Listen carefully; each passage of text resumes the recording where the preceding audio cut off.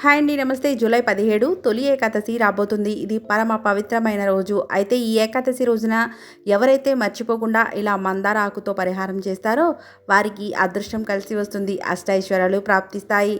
అలాగే ఈ 4 తప్పులను కూడా తొలి ఏకాదశి రోజున పొరపాటును కూడా చేయకూడదని పండితులు సూచిస్తున్నారు. సొంత ఇంటి కల కోసం కానీ, భూమిని కొనేందుకు కానీ ఈ పరిహారం చాలా బాగా ఉపయోగపడుతుంది.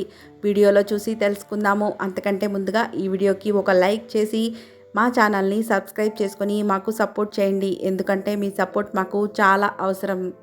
ఎంతో పవిత్రమైన ఏకాదశి, తొలి ఏకాదశి, అతిపెద్ద ఏకాదశి, పెద్ద పండుగలాగా జరుపుకుంటారు. అయితే ఎంతో పవిత్రమైన ఈ తొలి ఏకాదశి రోజున మందార ఆకులతో ఇలా చేస్తే చాలు, గ్రహ దోషాలు ఉంటే పోతాయి, రాహుకేతు శని దోషాలు కూడా పోతాయి. మందార ఆకులతో చేసే పూజ అంటే లక్ష్మీనారాయణులకు ఇద్దరికి కూడా చాలా ఇష్టం. మందార ఆకులు ప్రకృతి నుండి వస్తాయి. ప్రకృతి నుండి వచ్చే ఆకులతో, పూలతో ఏ పరిహారం చేసినా 100% ఫలితాలు లభిస్తాయి. పూల చెట్లను ఇంట్లో పెంచుకుంటూ ఉంటాం. మనకి ఇంట్లో పెంచుకోవడానికి వీలుగా ఉండే పూల చెట్లలో మందార చెట్టు కూడా ఒకటి. చాలామందికి మందార మొక్కను ఇంట్లో పెంచుకోవచ్చా అనే సందేహం కలుగుతుంది. అయితే ఇందులో సందేహం ఏమీ అవసరం లేదు. నిశ్చింతగా మందార చెట్టును ఇంట్లో పెంచుకోవచ్చు. ఈ మొక్కకు ఎన్ని పూలు పూస్తే అంత సంపద మన ఇంట్లోకి వస్తుందని పెద్దలు చెబుతూ ఉంటారు. పూజకు కూడా మనం మందార పువ్వులని ఉపయోగిస్తూ ఉంటాము. మన శాస్త్రాలలో చెప్పిన 5 వృక్షాలలో మందార చెట్టు కూడా ఒకటి.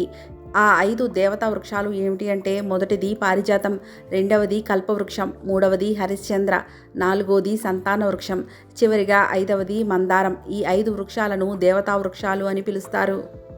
ఎర్రని మందార పువ్వులను దేవతా ఆరాధనలకు ఎవరైతే వినియోగిస్తారో వారి కోరికలను భగవంతుడు తప్పక నెరవేరుస్తాడని పురాణాల్లో చెప్పబడింది. అలాగే బయటకు వెళ్ళేటప్పుడు ఈ మందార పువ్వులను చూసి వెళ్తే మన పనులన్నీ కూడా సవ్యంగా జరుగుతాయని మన పెద్దలు చెబుతూ ఉంటారు.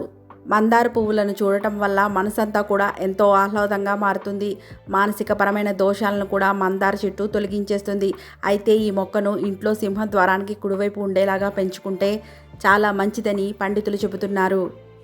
ఎర్రటి మందార పువ్వులను తలలో పెట్టుకోవడం వల్ల స్త్రీలు దీర్ఘసుమంగిలిగా ఉంటారని ఒక నమ్మకం ఉంది. మందార పువ్వులతో కట్టిన మాలను దేవతారాధనకు ఉపయోగించవచ్చు. మందార మొక్కకు ఆధ్యాత్మిక పరంగానే కాకుండా ఆయుర్వేద పరంగా కూడా ఎన్నో ఉపయోగాలు ఉన్నాయి. అయితే ఇన్ని విశిష్టతలు ఉన్న మందార చెట్టు యొక్క ఆకులతో తొలి ఏకాదశి రోజున ఒక చిన్న పరిహారం చేయాలి. 2 పెద్ద సైజులో ఉన్న మందార ఆకులను తీసుకోవాలి. ఈ మందార ఆకులను శుభ్రంగా కడగాలి. మీకు దగ్గరలో ఉన్న వెంకటేశ్వర స్వామి గుడికి వెళ్ళి వెంకటేశ్వర స్వామిని దర్శించుకొని ఆ వెంకటేశ్వర స్వామి గుడి ప్రాంగణంలో ఈ మందారాకుల మీద కొంచెం గోధుమలు, అలాగే చిన్న బెల్లం ముక్కను పెట్టి ఒక నమస్కారం చేసుకుని అక్కడే ఒక 3 నిమిషాలు కూర్చొని మీ కోరికను చెప్పండి.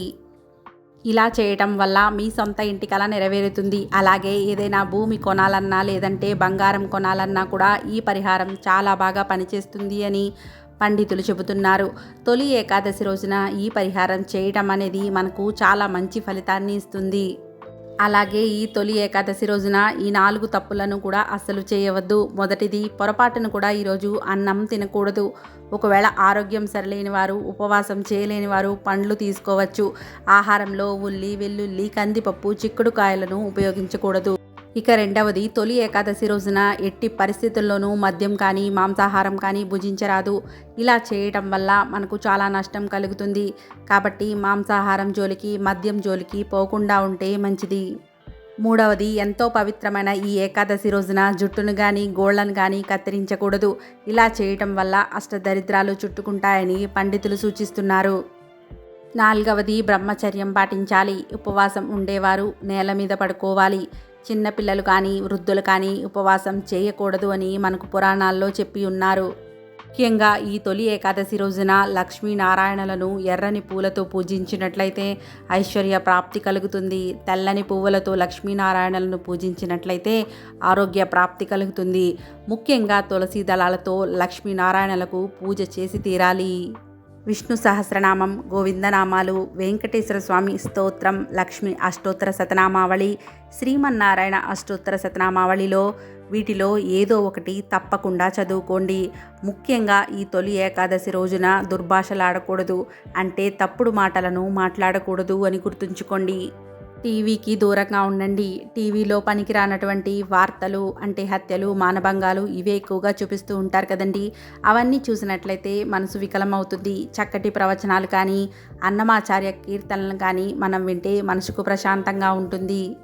ముఖ్యంగా మీకు దగ్గరలో విష్ణుమూర్తి దేవాలయం ఉంటే ఆ విష్ణుమూర్తి దేవాలయానికి వెళ్ళి 11 ప్రదక్షిణలు చేసుకొని ఓం నమో నారాయణాయ అనేటువంటి మంత్రాన్ని జపం చేసుకుని వచ్చినట్లయితే ఆ లక్ష్మీనారాయణల యొక్క పరిపూర్ణమైన అనుగ్రహం కలుగుతుంది.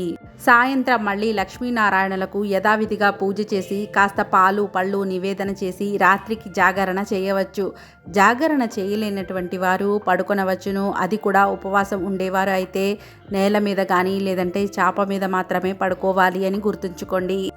ఈ వీడియో కనుక మీకు నచ్చినట్లయితే తప్పకుండా ఒక లైక్ చేసి ఛానల్ని సబ్స్క్రైబ్ చేయండి. మీ సపోర్ట్ మాకు చాలా అవసరం. మీరు ఇచ్చే సపోర్ట్ మాకు ఎప్పుడూ ఉండాలని కోరుకుంటూ ఓం శ్రీ మాత్రే నమః. Thanks for watching.